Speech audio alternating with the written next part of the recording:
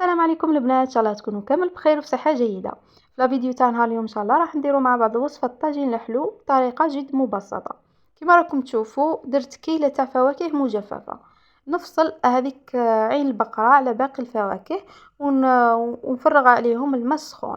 وعلاش نديروا هذه الخطوه تاع نفصلوا عين بقره واحده وباقي الفواكه وحدهم؟ لانه عين البقره راح تطلق الكحوليه تاعها. دوك تشوفوا كي نفرغ عليها الماء السخون كيفاش تطلق هذيك الكحوليه. وإلا درتوها يعني خلطتوهم مع بعضهم ودرتوها بلا ما تفرغوا عليها يعني الماء سخون، راح تطلق لكم الكحوليه في الطاجين الحلو تاعكم واللون تاعو ما يجيكمش مليح. فوالا حبيت برك نوضح هذه الخطوه لانها ضروريه، وانا هذه هي طريقتي وكل وحده وطريقتها.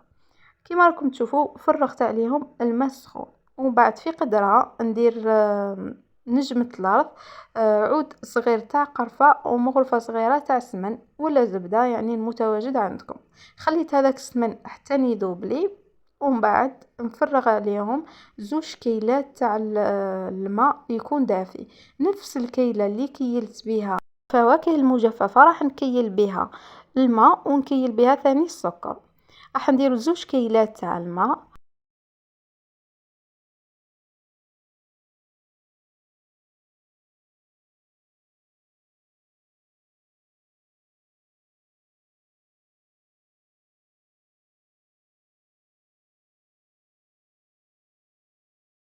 ضفت عليهم كيلة تاع سكر.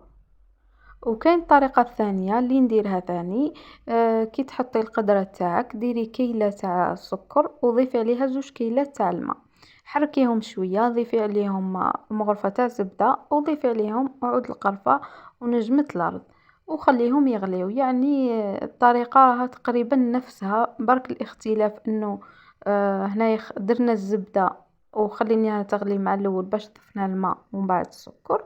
وكاين هذيك الطريقة الثانية اللي ديري السكر باش تضيفيه الماء، يعني النتيجة راح تكون نفسها.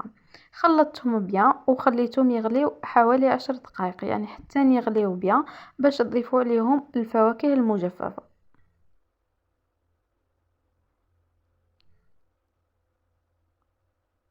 فرغتهم كيما راكم تشوفوا، ثاني خلطهم ونخليهم يغليو.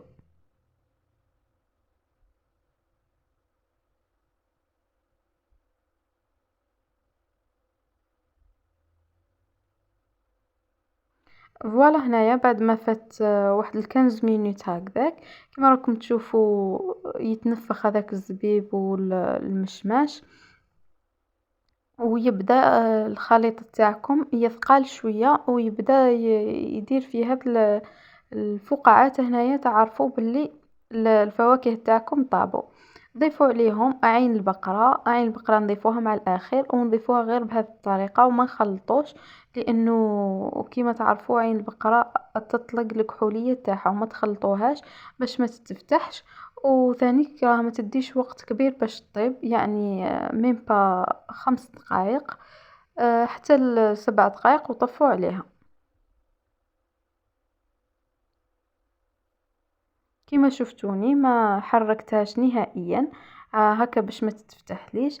خليتها زادت غلات واحد ل5 دقائق حتى يعقد الخليط. راح يبالكم شويه خفيف، مي كي يبرد راح يعقد. واللي يحب الكو تاع المزهر يضيف عليها مغرفه كبيره، يعني بعد ما تطفي عليها ضيفوا مغرفه وخلطوا وقدموه. انا قدمته بهذه الطريقه.